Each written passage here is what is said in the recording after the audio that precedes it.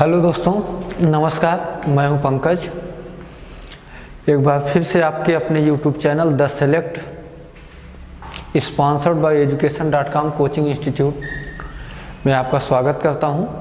आज आपके लिए एक फिर से महत्वपूर्ण वीडियो नेशनल इनकम का पार्ट 3 लेकर उपस्थित हुआ हूं।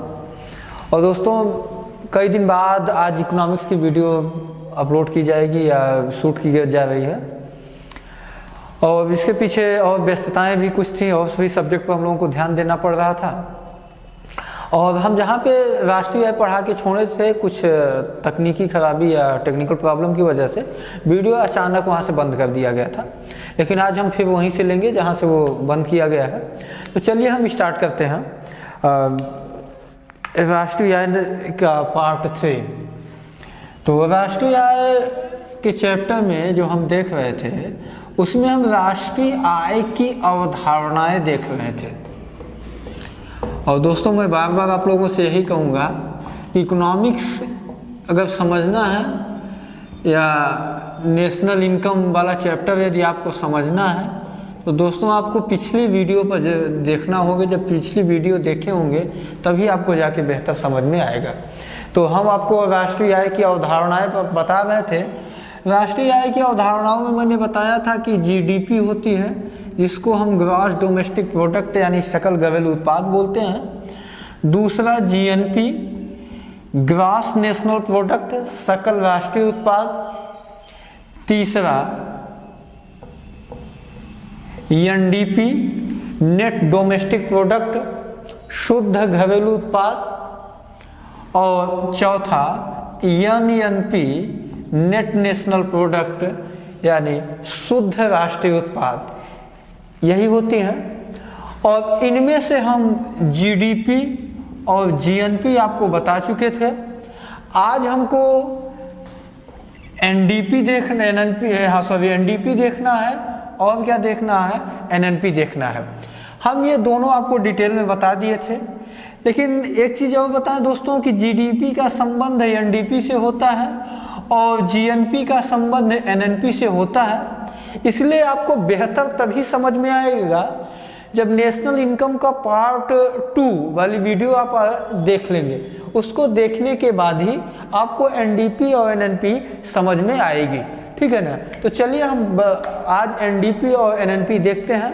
उसके बाद हम देखेंगे फैक्टर कॉस्ट, मार्केट प्राइस क्या होता है। उसके बाद फिर हम आगे बढ़ेंगे तो राष्ट्रीय आय से संबंधित कुछ मान्यताएं हैं, वहाँ से सवाल खूब पूछे जाते हैं, तो उनको भी देखेंगे। ठीक है। तो आज हम कोशिश ये करेंगे कि आपका नेशनल इनकम का चैप्टर समाप्त हो जाएगा। ठीक है। तो आप लोग सब लोग हेडिंग लगा लीजिएगा, शुद्ध राष्ट्रीय उत्पाद, शुद्ध घरेलू उत्पाद पहले लगा लीजिएगा, शुद्ध घरेलू उत्पाद। और शुद्ध घरेलू उत्पाद को बोला जाता है एनडीपी, नेट डोमेस्टिक प्रोडक्ट। चलिए आपको समझिए। देखिए, होता क्या है कि किसी भी प्रकार का यदि हम उत्पादन करेंगे, बात को मेरे ध्यान से समझिएगा, किसी भी प्रकार का उत्पादन करेंगे तो इस उत्पादन में कई प्रकार के आधारभूत संसाधनों का प्रयोग करना होता है। जैसे उदाहरण के लिए सड़क हो गई, पुल हो गया, बांध, बिल्डिंग, मशीनें आदि कर लेते हैं। अगर उत्पादन हो रहा है इन उत्पादन के संसाधनों की सहायता से, तो आप ये बताओ दोस्तों, क्या उत्पादन की प्रक्रिया के दौरान इनमें टूट फूट या इन संसाधनों में घिसावट नहीं आएगी? जो भी टूट फूट या घिसावट आती है उसे इकोनॉमिक्स की भाषा में दोस्तों मूल्य ह्रास कहा जाता है, और अंग्रेजी में बात करें तो इसको कहा जाता है डिप्रिसिएशन। तो अब अगर इतनी बातें आपको समझ में आ गई होगी तो आपको एनडीपी बहुत बेहतर तरीके से समझ में आएगा। कहने अब मैंने कहा था कि एनडीपी का संबंध जीडीपी से है, और जीडीपी क्या होता है कि भौगोलिक सीमा यानी घर का कुल उत्पादन। कौन सा उत्पादन? कुल उत्पादन। तो जीडीपी यदि भौगोलिक सीमा, किसी भी देश के भौगोलिक सीमा के भीतर हुए कुल उत्पादन का योग है, तो इस कुल उत्पादन में जो भी टूट फूट या घिसावट या जिसको मूल्यह्रास बोलते हैं, यदि हम उसको घटा देंगे दोस्तों, तो जो भी मिलेगा वो क्या मिलेगा? शुद्ध मिलेगा, यानी वो नेट मिलेगा। तो उसकी को हम कहते हैं शुद्ध घरेलू उत्पाद। परिभाषा क्या होगी? परिभाषा ये होगी कि किसी भी देश की अर्थव्यवस्था में लगे उत्पादन के संसाधनों में आई टूट फूट और घिसावट को मूल्यह्रास कहा जाता है। और जब देश की जीडीपी में से मूल्यह्रास को हम घटा देते हैं तो हमको शुद्ध घरेलू उत्पाद अर्थात एनडीपी प्राप्त हो जाता है। हाँ, तो अब इसका मतलब ये है कि इसका बेहतर एक फार्मूला भी हो जाएगा। आइए, फार्मूला क्या होगा? फार्मूला आपका बनेगा शुद्ध घरेलू उत्पाद बराबर सकल घरेलू उत्पाद माइनस मूल्यह्रास। इसका मतलब अगर हम इसको शॉर्ट फॉर्म में बताएं तो एनडीपी बराबर जीडीपी माइनस डिप्रिसिएशन। डिप्रिसिएशन का मतलब मूल्यह्रास क्या हो जाएगा? डी हो जाएगा। क्लियर हो गई बात? तो मैं अब फिर से एक बार परिभाषा का ये बोल देता हूँ।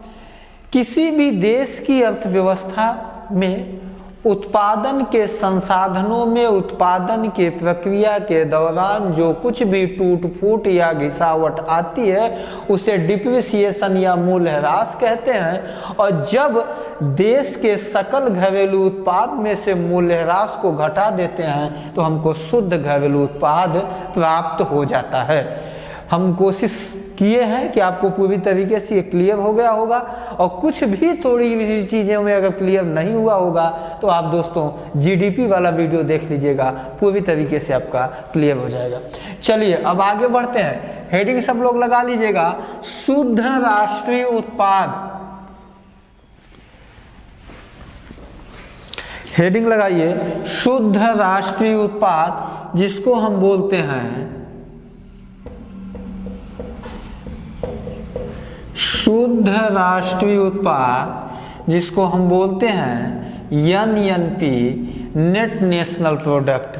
मैंने प्रारंभ में ही कहा था कि जीडीपी का संबंध एनडीपी से है और जीएनपी का संबंध एनएनपी से है। इसका आशय ये हुआ, एकदम सेम वही चीज़ें कि उत्पादन की प्रक्रिया में जो भी उत्पादन के संसाधन लगे हैं उनमें जो कुछ भी टूट फूट या घिसावट आती है उसे हम मूल्यह्रास कहते हैं। और इस मूल्यह्रास को दोस्तों आपने ये देखा कि जीडीपी में से मूल्यह्रास यानी डी घटाएंगे तो आपको एनडीपी मिल जाता है। उसी तरीके से यहाँ जब हम जीएनपी माइनस डी कर देंगे तो हमको क्या मिल जाएगा? एनएनपी। एकदम सेम है, वही है। जीडीपी में से डी घटाएंगे तो एनडीपी मिलेगा और जीएनपी में से डी घटाएंगे तो एनएनपी मिलेगा।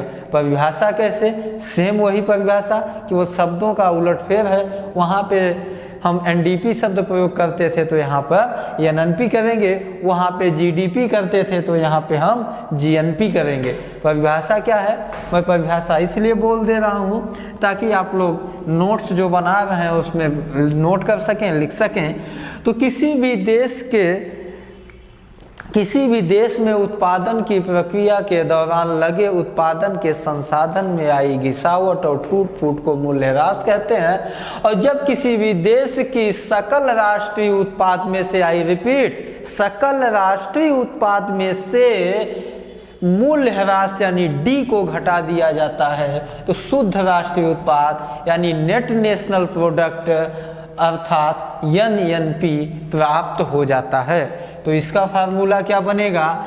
इसका फार्मूला बनेगा दोस्तों शुद्ध राष्ट्रीय उत्पाद बराबर सकल राष्ट्रीय उत्पाद माइनस मूल्य ह्रास। इसको शॉर्ट फॉर्म में बना देते हैं NNP बराबर GNP माइनस D। नोट कर लीजिएगा। अब हम आपको यहाँ पे एक सवाल देते हैं। सवाल आप देखिए और सोचिए और जवाब दीजिए। किसी भी देश की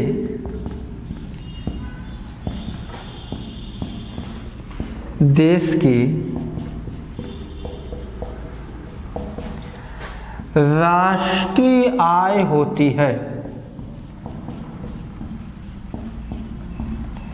4 विकल्प मैं आपके सामने रखता हूं। नंबर 1 सकल घरेलू उत्पाद, बी सकल राष्ट्रीय उत्पाद,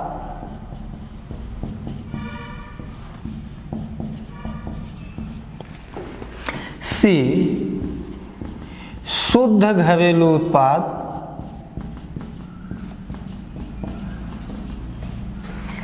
डी शुद्ध राष्ट्रीय उत्पाद।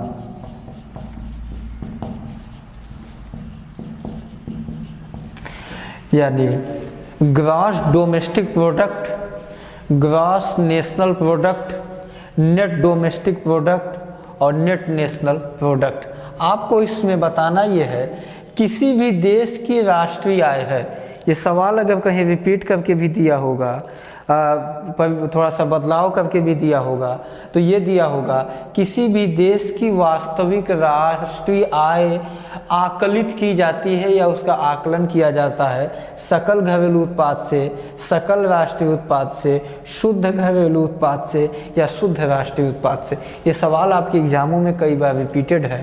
तो दोस्तों ध्यान रखिएगा, इसका जवाब डी होगा शुद्ध राष्ट्रीय उत्पाद। जो अभी आप पढ़ के समाप्त किए हैं यही इसका, यानी किसी भी देश की राष्ट्रीय आय उसके शुद्ध राष्ट्रीय उत्पाद के बराबर होती है। थोड़ा सा यहाँ हम भारत के संदर्भ में चर्चा कर लेते हैं। भारत के संदर्भ में चर्चा ये करना है कि देश का सकल घरेलू उत्पाद की क्या स्थिति होती है, सकल राष्ट्रीय उत्पाद की, शुद्ध घरेलू उत्पाद की और शुद्ध राष्ट्रीय उत्पाद की। देखिए देश भारत जो है वो एक विकासशील देश की श्रेणी में आता है और हमारा जो विकासशील देश है उसकी हम सकल राष्ट्रीय उत्पाद की जब बात करते हैं तो हमारे देश का सकल राष्ट्रीय उत्पाद बेहतर कम है, क्योंकि व्यापार जिसको हम एक शब्द बैलेंस ऑफ पेमेंट BOP भुगतान संतुलन हमारा ठीक नहीं होता। इसके साथ साथ देश के ऊपर कर्ज है। तो आपको पिछली वीडियो में हमने बताया था x माइनस एम, यानी विदेशों से प्राप्त शुद्ध आय को हम बोलते हैं x माइनस एम। तो हमारे विदेशों से प्राप्त शुद्ध आय जिसको हम NFI यानी नेट फॉरेन इनकम भी बोला जाता है, उसमें अंतर हो जाता है। अंतर ये होता है कि ये हमारे देश का निगेटिव यानी ऋणात्मक में होता है। तो किसी भी देश का यदि पूछ लिया जाए कि राष्ट्रीय आय क्या है तो आप बताइएगा शुद्ध राष्ट्रीय उत्पाद। हाँ दोस्तों, एक चीज ध्यान रखना है कि सकल राष्ट्रीय उत्पाद में से जब मूल्यह्रास घटाते हैं तभी हमको शुद्ध राष्ट्रीय उत्पाद मिलता है।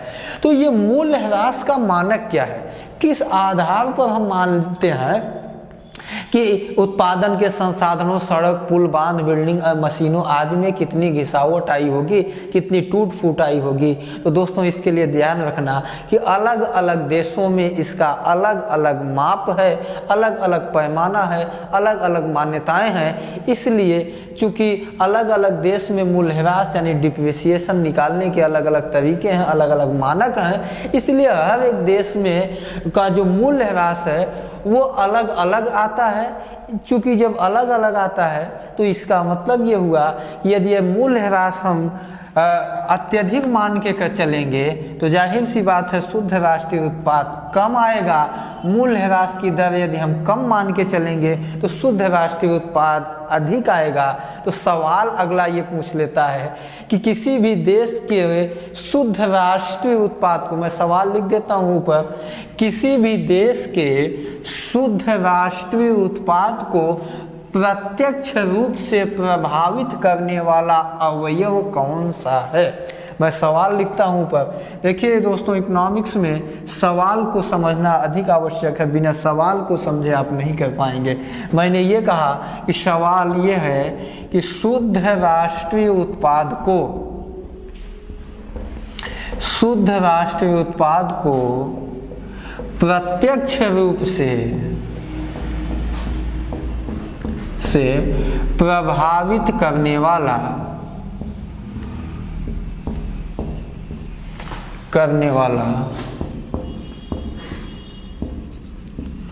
अवयव है। आपके पास मैं 4 विकल्प दे देता हूं, हिंदी में लिख देता हूं।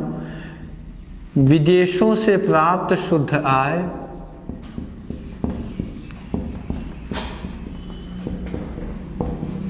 प्राप्त शुद्ध आय।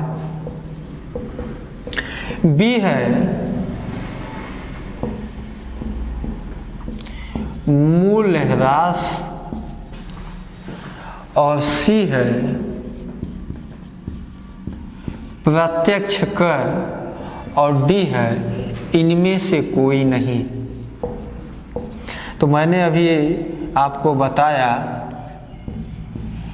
कि शुद्ध राष्ट्रीय उत्पाद को प्रभावित करने वाला सबसे महत्वपूर्ण अवयव क्या है? मूल्य ह्रास है। यदि मूल्य ह्रास हम अधिक मान कर चलेंगे तो उस देश की राष्ट्रीय आय कम आएगी, और यदि मूल्य ह्रास को हम कम मान के चलेंगे तो उस देश की राष्ट्रीय आय अधिक आएगी।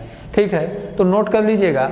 अब हम एक पॉइंट, मतलब ये क्या बोलते हैं, एक हेडिंग आपके पास और बची है जिसको कहा जाता है फैक्टर कास्ट, यानी कारक लागत, और उसी दूसरा बाजार कीमत। हाँ, तो इसको हम समझ लेते हैं, इसके फार्मूले समझ लेते हैं, उसके बाद फिर राष्ट्रीय आय से संबंधित कुछ मान्यताएं हैं, उन मान्यताओं को हम समझ लेते हैं। आप सब हेडिंग लगा लीजिएगा। बाजार, पहले हेडिंग लगाइए कारक लागत। कारक लागत, इसको साधन लागत भी बोला जाता है, इसलिए आप लोग कंफ्यूज मत होइएगा। और बाजार कीमत, बाजार कीमत शॉर्ट में एफसी और एमपी। एफसी का मतलब फैक्टर कास्ट और एमपी का मतलब मार्केट प्राइस। ठीक है, तो चलिए इसको हम आगे समझते हैं। देखिए, इसको हम एक उदाहरण से समझेंगे। देखिए, मान लेते हैं कि हमको कपड़े का उत्पादन करना है। ठीक है, क्या करना है? कपड़े का उत्पादन करना है। अब इस कपड़े के उत्पादन में हमको उत्पादन के संसाधन लगेंगे, और आप जानते हैं कि इकोनॉमिक्स में उत्पादन के मुख्यतः 5 संसाधन माने जाते हैं। उत्पादन के कितने संसाधन माने गए हैं? मुख्यतः 5 संसाधन माने गए हैं। अब हमने कहा कि हमने को कपड़े का उत्पादन करना है, तो चलिए हम समझते हैं कि उत्पादन के पहले 5 संसाधन हैं। कौन से दोस्तों?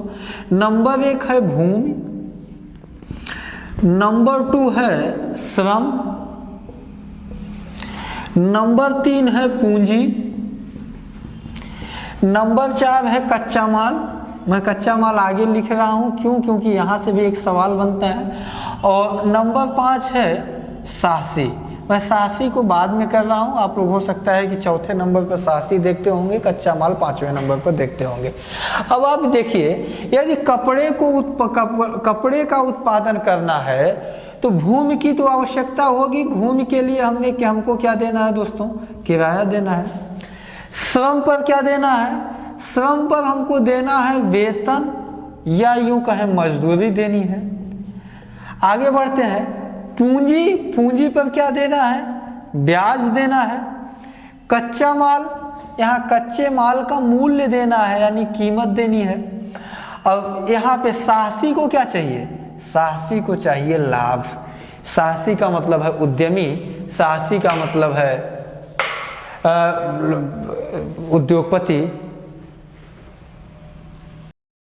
तो भूमि को किराया चाहिए, श्रम को वेतन या मजदूरी चाहिए, पूंजी को ब्याज चाहिए, कच्चा माल के लिए उसकी कीमत चाहिए, और साहसी के लिए लाभ चाहिए। अब हम ये मान लेते हैं कि दोस्तों मुझे एक कपड़े का उत्पादन करना है। कुछ मानते हैं एक कपड़े यानी भूमि के लिए, चलो हमको मान लेते हैं 100 रुपये किराया देना पड़ता है। श्रम यानी वेतन मजदूरी हम कुल 50 रुपये मान लेते हैं। पूंजी ब्याज हम 50 रुपये मान लेते हैं, छोटी छोटी संख्या लेते हैं ताकि हमको जोड़ने में आसानी हो। और कुल मिला के हम सोचते हैं कि 100 रुपये का हमको कॉटन यानी रुई खरीदनी होगी एक शर्ट के उत्पादन में। अब जोड़िए 100 इधर, ये 200, कुल टोटल कितना हुआ? 300 रुपये। 300 रुपये में शर्ट बनकर तैयार हो गई है। लेकिन यह 300 रुपये दोस्तों लगाया कौन है? ये 300 रुपये साहसी लगाया है, जिसको क्या चाहिए? प्रॉफिट चाहिए, जिसको क्या चाहिए? लाभ चाहिए। अब 300 रुपये में 50 रुपया यदि कम से कम साहसी अपना लाभ जोड़ लेता है तो ये 300 प्लस 50 टोटल हो गया कितना? 350। यह 350 इस शर्ट की कारक लागत है या इस शर्ट की साधन लागत है। बात समझ में आ गई? कहने का आशय यह है कि भूमि, श्रम, पूंजी, कच्चा माल और साहसी के मूल्य को जोड़ दिया जाता है, साहसी के लाभ को जोड़ दिया जाता है, तो हमको साधन लागत या बाजार कीमत, साधन लागत या कारक लागत प्राप्त हो जाती है। क्लियर हो गई बातें? परिभाषित कैसे करेंगे? परिभाषा ऐसे लिखेंगे आप लोग नोट्स में अपने कि किसी भी वस्तु एवं सेवा के उत्पादन में जो कुछ भी उत्पादन के संसाधनों पर आए हुए खर्च तथा साहसी के लाभ को जोड़ दिया जाता है तो प्राप्त योगफल कारक लागत या साधन लागत कही जाती है। इतना समझ में आ गया? तो अब देखते हैं बाजार कीमत क्या है। अब आप ये बताइए दोस्तों, यदि आप कपड़े का उत्पादन किसी न किसी देश की अर्थव्यवस्था में किए होंगे और यदि किसी देश की अर्थव्यवस्था में किए होंगे तो उस देश की अर्थव्यवस्था पर नियंत्रण किसका होगा? उस देश की सरकार का होगा। और सरकार की उसकी अर्थव्यवस्था में यदि आप उत्पादन करेंगे तो सरकार क्या लगाएगी? कर लगाएगी। और यदि सरकार कर लगाएगी तो आप सीधा सीधा ये है कि किसी भी वस्तु के कारक लागत में सरकार के द्वारा लगाए गए कर को, सरकार के द्वारा लगाए गए टैक्स को जोड़ देंगे तो जो भी वस्तु, जो कीमत प्राप्त होगी उसको हम कहेंगे बाजार कीमत यानी एमपी, मार्केट प्राइस। तो परिभाषित कैसे करेंगे मार्केट प्राइस को? किसी भी वस्तु के कारक लागत एवं साधन लागत में सरकार के द्वारा लगाए गए टैक्स को जोड़ दिया जाए तो प्राप्त योगफल ही बाजार कीमत कही जाती है। ठीक, यहाँ तक समझ में आ गया? तो एक सवाल हम यहाँ पे आपको बोलते हैं। सवाल यह है, क्या कारक लागत और बाजार कीमत दोनों सदैव बराबर होगी या बाजार कीमत सदैव कारक लागत से अधिक होगी? मैं इसको अधिक की बात कर रहा हूँ और इसको कम की बात कर रहा हूँ। आपको तो यहाँ पर अभी ये लग रहा होगा कि जब कारक लागत में कर जोड़ देते हैं तो प्राप्त योगफल ही बाजार कीमत होती है। तो इसका मतलब तो आपको ये समझ में आ रहा होगा कि बाजार कीमत सदैव अधिक होगी, लेकिन ऐसा होता नहीं है। वो ऐसा इसलिए नहीं होता, इसलिए यह एग्जाम में यदि सवाल पूछ लिया जाए तो इसका जवाब आप दीजिएगा कि यह वस्तु एवं सेवा की प्रकृति पर निर्भर करेगा कि उसकी बाजार कीमत अधिक है या उसका कारक लागत अधिक है। क्यों? क्योंकि जो भी जीवन की आधारभूत आवश्यकताएं हैं, आप अपना संविधान पढ़ते हैं, संविधान में अनुच्छेद 36 से लेकर 51 तक नीति निर्देशक तत्वों की बात की गई है और नीति निर्देशक तत्वों का उद्देश्य ही एक कल्याणकारी राज्य की स्थापना अपना करना, अर्थात हर एक सरकार का सरकार का सत्ता में रहने का, बने रहने का या चलाने का मुख्य उद्देश्य यही होता है कि जनता का अधिक से अधिक कल्याण करे। और जब सरकारें जन कल्याण के लिए काम करती हैं तो उनकी कोशिश होती है कि जीवन की आधारभूत आवश्यकताएं, रोटी कपड़ा मकान है, उस पर हम आर्थिक सहायता प्रदान करें। हाँ, आर्थिक सहायता को अंग्रेजी में सब्सिडी बोला जाता है। कहने का उदाहरण, हमें गैस का उदाहरण लेते हैं तो बच्चों दोस्तों, गैस अगर मार्केट में गैस की साधन लागत 500 रुपये है और यदि सरकार सब्सिडी 200 रुपये दे देती है तो 200 माइनस हो जाता है। हमको आपको मार्केट में कितना मार्केट प्राइस देनी पड़ती है? 300। तो कहने का आशय ये है कि यदि किसी वस्तु पर सरकार टैक्स लगाती है तो बाजार कीमत अधिक होगी और कारक लागत कम होगी। और यदि वहीं पर सरकार किसी भी वस्तु पर अनुदान देती है, किसी भी वस्तु पर आर्थिक सहायता देती है, किसी भी वस्तु पर सब्सिडी प्रदान करती है तो बाजार कीमत कम होगी और साधन लागत उसकी अधिक होगी। तो चलिए, ये हो गया कारक लागत और बाजार कीमत। हम एक दो फार्मूले इससे संबंधित हैं उसको देख लेते हैं। उसके बाद एक हेडिंग और देखेंगे, राष्ट्रीय आय से संबंधित मान्यताएं। तो पहला फार्मूला ये है कि यदि आपसे पूछा जाए कि बाजार कीमत बराबर क्या होगा तो दोस्तों आप बताना, पहला साधन लागत या कारक लागत प्लस टैक्स। ठीक, क्योंकि टैक्स में साधन लागत या कारक लागत में टैक्स जोड़ देंगे तो बाजार कीमत। इसका मतलब है एमपी बराबर एफसी प्लस टैक्स टी लिख सकते हैं, कुछ भी आप शॉर्ट में बना सकते हैं। दूसरा, यदि आपसे पूछ लिया जाए कि साधन लागत बराबर क्या होगा तो आपको बताना होगा बाजार कीमत माइनस टैक्स। क्यों? क्योंकि हम उन वस्तुओं को मानकर चल रहे हैं जिन पर सरकार टैक्स लगाती है, और जब यही सब्सिडी की बात हो जाएगी तो ये उल्टा हो जाएगा। क्या होगा? अगर पूछा जाएगा आपसे बाजार कीमत बराबर, तो आपको बताना होगा कि साधन लागत यानी सिलेंडर के में कितने की लागत लगी है उसमें से सरकार के द्वारा दिए गए क्या घटा देंगे? सब्सिडी घटा देंगे, यानी आर्थिक सहायता को हम घटा देंगे, तब हमको बाजार कीमत मिल जाएगी। चौथा फार्मूला देख लेते हैं, साधन लागत बराबर क्या होगा? तो साधन लागत बराबर होगा बाजार कीमत प्लस क्या? आर्थिक सहायता। हाँ, ये 4 फार्मूले याद रखिएगा, लेकिन जो आपके लिए महत्वपूर्ण है वो यही याद रखिएगा। यदि आपसे एग्ज़ाम में पूछ लिया जाए, और ऐसे सवाल अक्सर पूछ लिए जाते हैं कि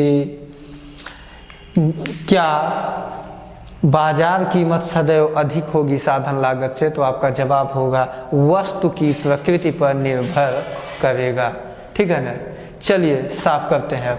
एक हेडिंग आपकी और बची है, वो ये है कि राष्ट्रीय आय से संबंधित महत्वपूर्ण मान्यताएं। उन मान्यताओं से सवाल आपके एग्जामों में खूब पूछे गए हैं। तो पहली चीज़ें देखिए, इतना सब कुछ करने के बाद आप ये सोचिए कि आप कितना कमाते हैं महीने में, आप खुद कितना खर्च करते हैं महीने में। क्या उसका आकलन आपके पास अपना खुद का सही एकदम एग्जैक्ट हो पाता है?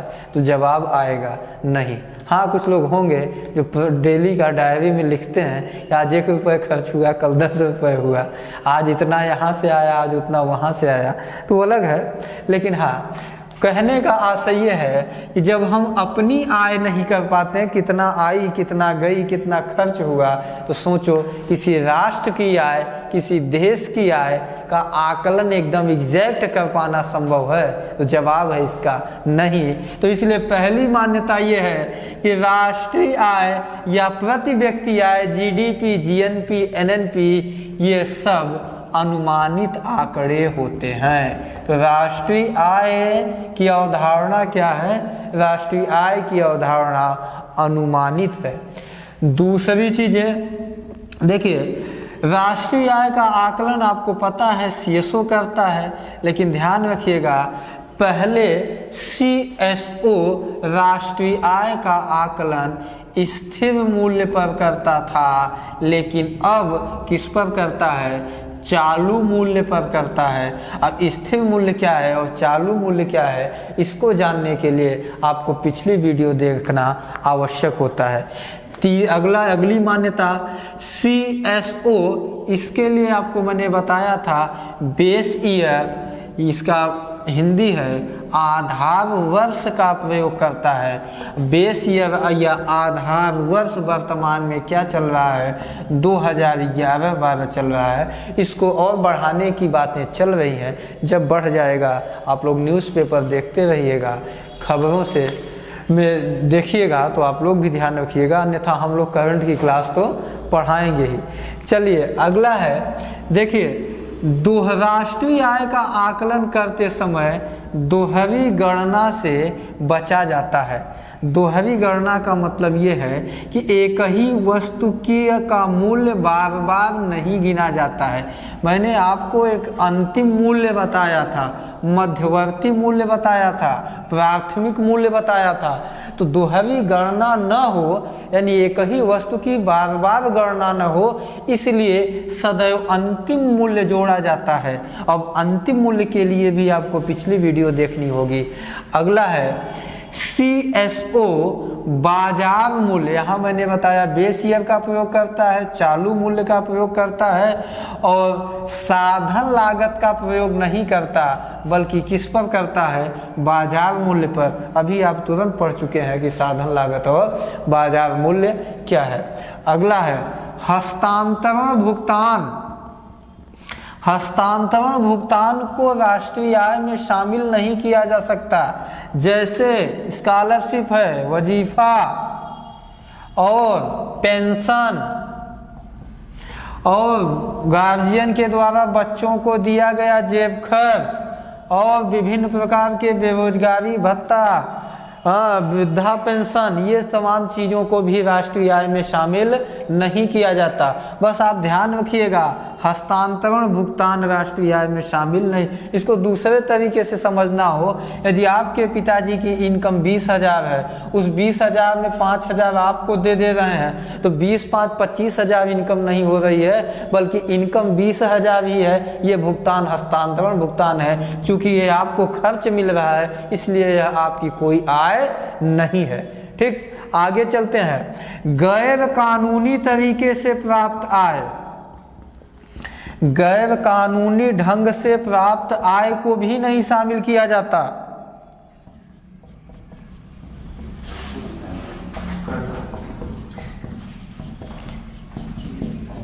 शामिल नहीं किया जाता, यानी कि जो भी आपकी IPC और CRPC के आधार पर जो भी गैर कानूनी है, उससे प्राप्त आय को भी शामिल नहीं किया जाता।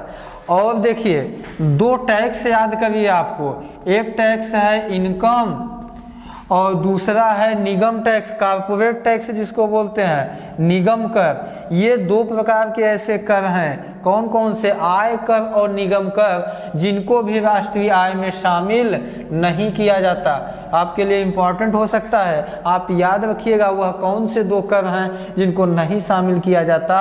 तो वो इनकम टैक्स और कॉर्पोरेट टैक्स है। ध्यान रखना, आपको कर वाले चैप्टर में पढ़ाया जाएगा, ये दोनों डायरेक्ट टैक्स हैं और जितने भी डायरेक्ट टैक्स यानी प्रत्यक्ष कर लगाए जाते हैं, वो सब के सब राष्ट्रीय आय में शामिल किए जाते हैं। लेकिन अप्रत्यक्ष कर को राष्ट्रीय आय में शामिल नहीं किया जाता। तो ध्यान रखने की बात है कि प्रत्यक्ष कर को शामिल किया जाता है, लेकिन उन प्रत्यक्ष करों में से कौन से 2 ऐसे कर हैं जिनको राष्ट्रीय आय में शामिल नहीं किया जाता? वो दोनों हैं इनकम टैक्स और कॉर्पोरेट टैक्स। आगे बढ़ते हैं। अब अगला यही से कि अप्रत्यक्ष कर को भी राष्ट्रीय आय में शामिल नहीं किया जाता। किसी भी प्रकार के अप्रत्यक्ष कर को राष्ट्रीय आय में शामिल नहीं किया जाता। आप लोग ये नीचे नोट, ऊपर नोट कर चुके हो तो मैं ऊपर साफ करता हूँ, नीचे लिखिएगा। अगला ये है कि आकस्मिक लाभ, अचानक आपकी कहीं लॉटरी लग गई, तो उसको भी नहीं शामिल किया जाएगा। अगला पॉइंट नोट कर लीजिएगा, आकस्मिक लाभ। आकस्मिक लाभ यानी अचानक आपकी कहीं लॉटरी लग गई, उससे जो भी प्राप्त आय हुआ इसको भी शामिल नहीं किया जाता। आगे गृहिणी, कहने का आशय यह है हमारी माताजी, आपकी माताजी सुबह से लेकर शाम तक इतना वर्क करती हैं, इतना उत्पादन करती हैं भोजन पानी से सब कुछ लेकर, लेकिन उनके उत्पादन को राष्ट्रीय आय में शामिल नहीं किया जाता। यदि उनके उत्पादन को राष्ट्रीय आय में शामिल कर लिया जाए तो फिर अर्थव्यवस्था कुछ और होगी। यहाँ पर हम एक अंतर ये देखते हैं, भारत की अर्थव्यवस्था और अमेरिका की अर्थव्यवस्था में राष्ट्रीय आय में इतना इतना कमी अंतर आने का एक और कारण होता है कि अमेरिका जैसे विकसित देशों में माँ भी नौकरी कर रही है, सर्विस में है, और पिता भी, तो दोनों की इनकम कुछ और है। हमारे यहाँ माताजी गृहिणी हैं और गृहिणी के द्वारा किया गया उत्पादन को भी शामिल नहीं किया जाता है। तो ठीक है, ये तमाम राष्ट्रीय आय से संबंधित मान्यताएं हैं और धारणाएं हैं, इनको ध्यान रखिएगा, यहाँ से सवाल खूब पूछे जाते हैं। तो आज जाके आपका राष्ट्रीय आय का चैप्टर समाप्त हुआ और इससे संबंधित जो भी सवाल एग्जाम में पूछे गए हमने कोशिश किया है उन सबको शामिल कर लेंगे और शामिल किए भी गए हैं। अब आप लोग जो भी आपके सवाल होंगे वो कमेंट बॉक्स में ज़रूर लिखिएगा। चैनल को लाइक करिए, सब्सक्राइब करिए, अपने दोस्तों को भी शेयर करिए।